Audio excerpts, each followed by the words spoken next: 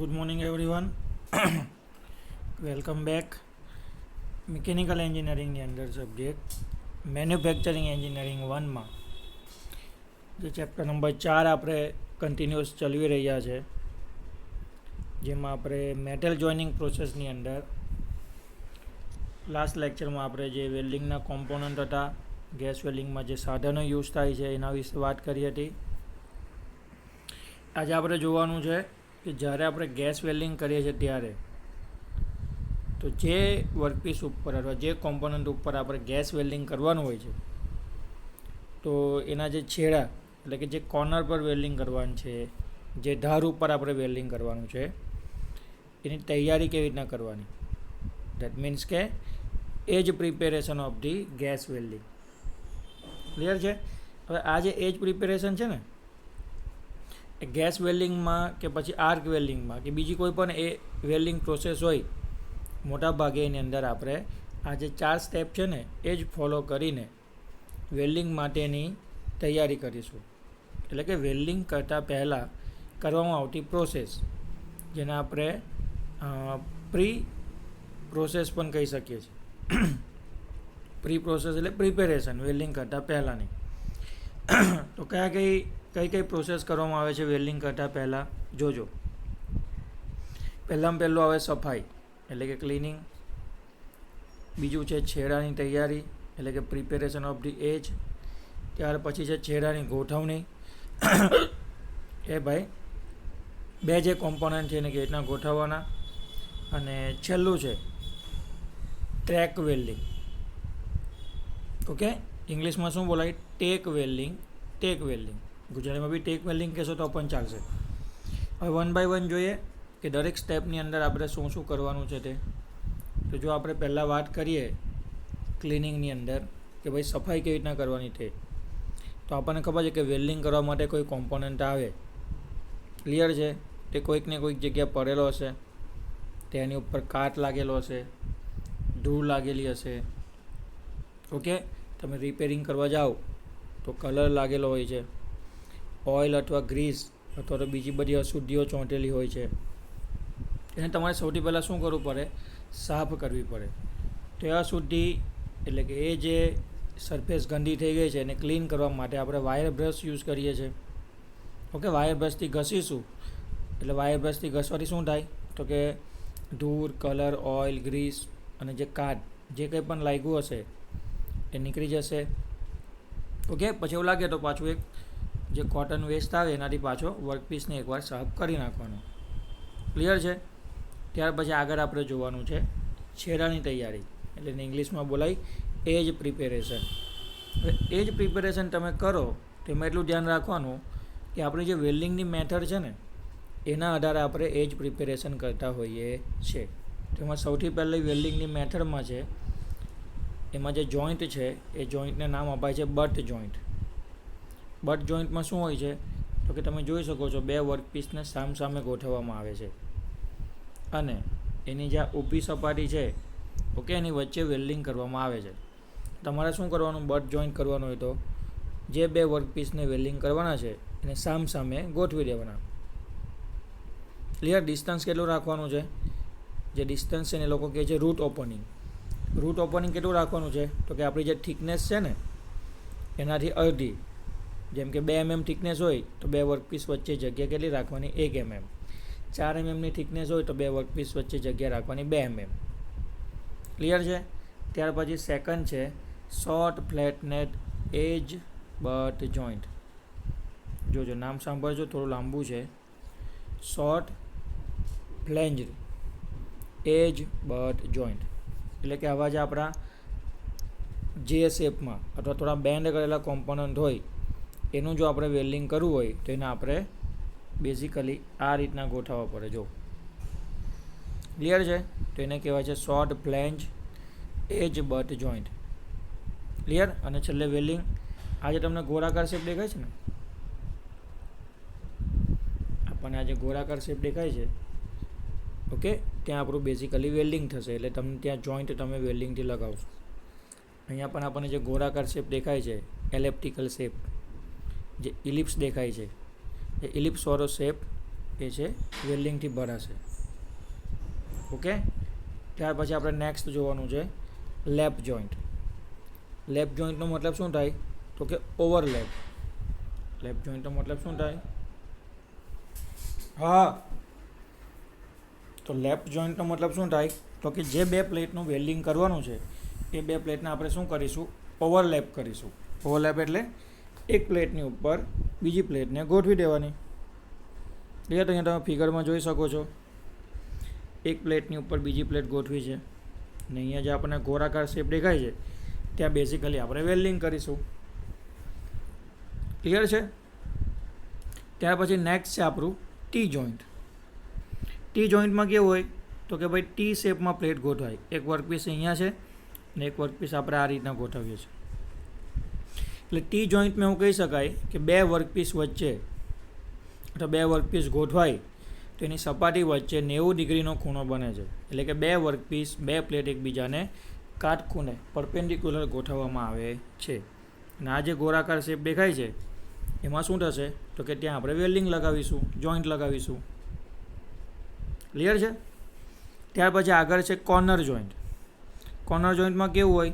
તો કે વર્કપીસના જે ખૂણા છે ને તે આપણે જોઈન્ટ કરીએ. જેમ કરીને થોડું ધ્યાનથી જોજો છોકરાઓ.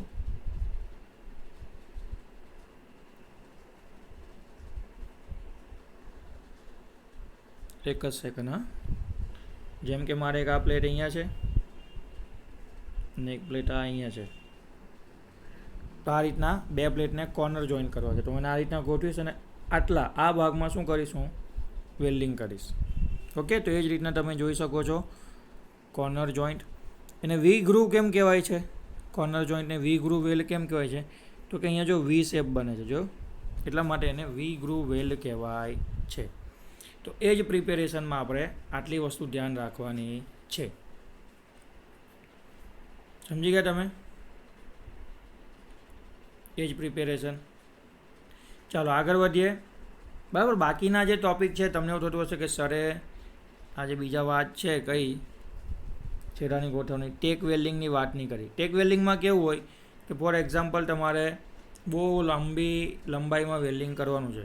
સપોઝ કે જો થોડુંક ધ્યાન રાખજો, ઇન્ડસ્ટ્રીમાં તમે જાઓ ને, અત્યારે કેવું છે કે આપણે લેબોરેટરીમાં ડેમોન્સ્ટ્રેશન જોઈએ એટલે આપણે એટલું બધું વેલ્ડિંગ નથી કરતા. પણ તમે ઇન્ડસ્ટ્રીમાં જાઓ ને તો એ લોકો શું કરે? તો કે આખી પ્લેટ ઉપર જે વેલ્ડિંગ થાય ને એને મીટરમાં માપે કે ભાઈ એક વેલ્ડર છે એક દિવસમાં આટલું મીટર, 30 મીટર, 20 મીટર, 10 મીટર જેટલું વેલ્ડિંગ કરી શકે છે. તો એટલી લંબાઈમાં રોજ વેલ્ડિંગ કરે છે વેલ્ડર લોકો. એટલા મોટા મોટા વર્કપીસ હોય છે. ઓકે, તો એ લોકો શું કરે? તો કે વેલ્ડિંગને થોડું ટ્રેક કરી દે. એટલે શું કરી દે? તો કે જ્યાં વેલ્ડિંગ હોય ને ત્યાં થોડા પહેલાં સાંધા લગાડી દે. બરાબર, એક સારો વેલ્ડર હોય અથવા સુપરવાઇઝર હોય કોઈ પણ હોય ને ત્યારે લોકો ઊભા રહે, એલાઇનમેન્ટ સેટ કરે અને શું કરે? તો કે અમુક જગ્યાએ પહેલાં ટ્રેકિંગ કરી દે વેલ્ડિંગ અને પછી શું કરે? એક સાથે આખું વેલ્ડિંગ કરી નાખે. તે આપણું લાસ્ટ સ્ટેપ છે ટ્રેક વેલ્ડિંગની અંદર. આગળ વધીએ. નેક્સ્ટ આપણે એક ઇમ્પોર્ટન્ટ ટૉપિક ડિસ્કસ કરવાના છે આજે, જેમાં આપણે જોવાનું છે ડાબી બાજુ અથવા ફોર હેન્ડ વેલ્ડિંગ અને સાથે સાથે આવશે જમણી બાજુ અથવા બેક હેન્ડ વેલ્ડિંગ. બહુ જ ઇમ્પોર્ટન્ટ ટૉપિક છે અને 100% તમને એક્ઝામમાં પૂછાશે. ઇવન તમે જ્યારે કંપનીની અંદર ઇન્ટરવ્યૂ આપવા જશો તો એ વખતે પણ તમને આ જે ક્વેશ્ચન છે પૂછી શકે છે. ધ્યાનથી સાંભળજો, ઘણો સારો અને ખૂબ સરસ કન્સેપ્ટ છે. ડાબી બાજુ અથવા ફોર હેન્ડ વેલ્ડિંગ. ઓકે, બધી વસ્તુ તમારી ફિગરમાંથી સમજવાની છે. ફિગર પર ખાસ કોન્સન્ટ્રેટ કરજો. પહેલાં આપણે કોની વાત કરીએ છીએ? ડાબી બાજુ અથવા ફોર હેન્ડ વેલ્ડિંગ. ડાબી બાજુ વેલ્ડિંગમાં કેવું હોય છે? તો કે જે વેલ્ડર હોય છે ને, જે વેલ્ડર હોય છે એ ડાબા હાથમાં ફિલર રોડ પકડે છે. એટલે કે જે સળિયાને પીગારીને જોઈન્ટ મારવાનો છે તે, એટલે એને કહેવાય ફિલર રોડ પકડે છે. અને જમણા હાથમાં વેલ્ડિંગની જે ગેસ વેલ્ડિંગની જે ટોચ આવે છે એ પકડે છે. ક્લિયર? ફરી પાછું એકવાર બોલું છું, જે કોઈ પણ વેલ્ડર હશે એ ડાબા હાથમાં ફિલર રોડ પકડશે અને જમણા હાથમાં વેલ્ડિંગ ટોચ પકડશે. અને જ્યારે વેલ્ડિંગ કરશે ત્યારે એ જમણી તરફથી લઈને ડાબી તરફ સુધી શું કરશે? ટ્રાવેલિંગ કરશે. મતલબ એ આ રીતના વેલ્ડિંગ કરતો કરતો જમણી તરફથી ડાબી તરફ બાજુ આગળ વધશે. તો આ જે પરિસ્થિતિ છે એને શું કહેવાય છે? ફોર હેન્ડ વેલ્ડિંગ અથવા તો ડાબી બાજુનું વેલ્ડિંગ. આ જે વેલ્ડિંગ પ્રોસેસ છે એમાં ફિલર રોડ આગળ રહે છે અને વેલ્ડિંગ ટોર્ચ પાછળ રહે છે, તથા વર્કપીસ અને ફિલર રોડ વચ્ચેનો ખૂણો હોય છે 30 થી 40 ડિગ્રી, જ્યારે વેલ્ડિંગ ટોર્ચ અને વર્કપીસ વચ્ચેનો ખૂણો હોય છે 60 થી 70 ડિગ્રી. સમજી ગયા તમે? બહુ સરસ કન્સેપ્ટ છે. તમારે વેલ્ડિંગ કરતાં જમણી તરફથી લઈને જમણી તરફથી ચાલુ કરવાનું અને ડાબી બાજુ જવાનું.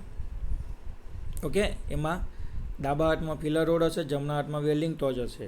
વર્કપીસ અને ફિલર રોડ વચ્ચે 30 થી 40 ડિગ્રીનો ખૂણો રાખવાનો અને વેલ્ડિંગ ટોર્ચ અને વર્કપીસ વચ્ચે 60 થી 70 ડિગ્રીનો ખૂણો રાખવાનો.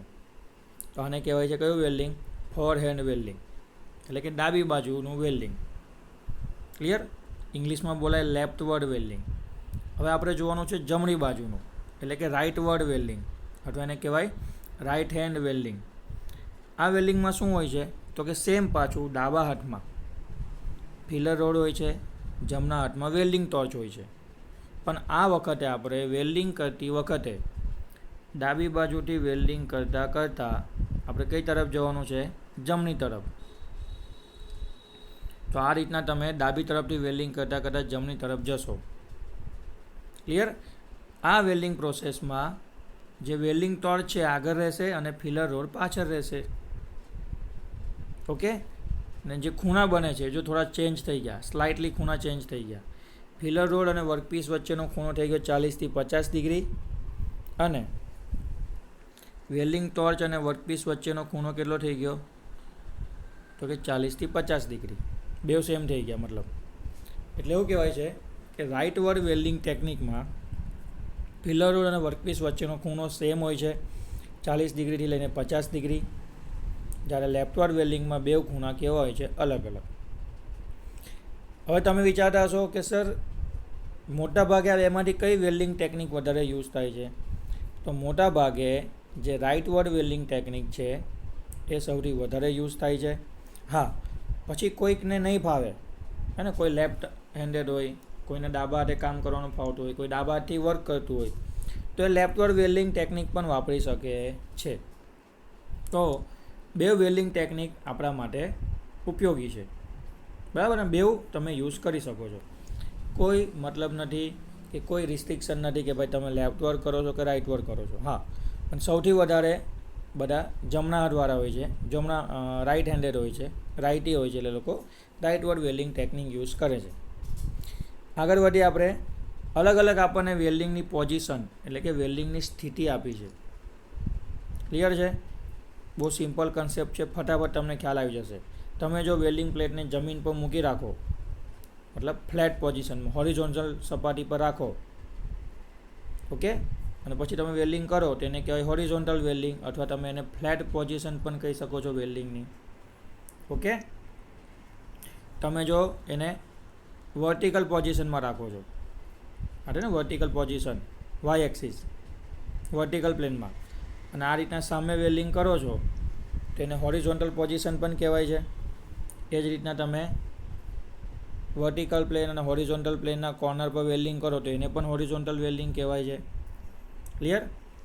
બીજું છે તમારે જોવાનું છે વર્ટિકલ વેલ્ડિંગ, મતલબ તમે પ્લેટને ઊભી રાખો છો આ રીતના, અને ત્યાર પછી નીચેથી વેલ્ડિંગ કરતાં ઉપર જાઓ છો તો આને કહેવાય છે વર્ટિકલ વેલ્ડિંગ.